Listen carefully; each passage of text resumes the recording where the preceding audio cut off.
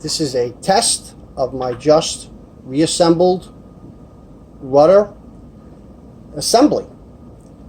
So the ropes are just test ropes. They are not the proper lines. And I'm going to test the raising up of the rudder and then the dropping of the rudder.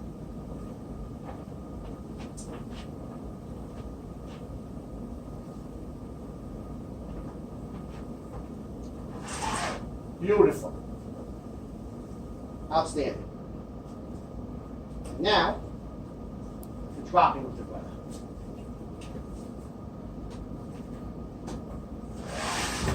Beautiful. Eureka.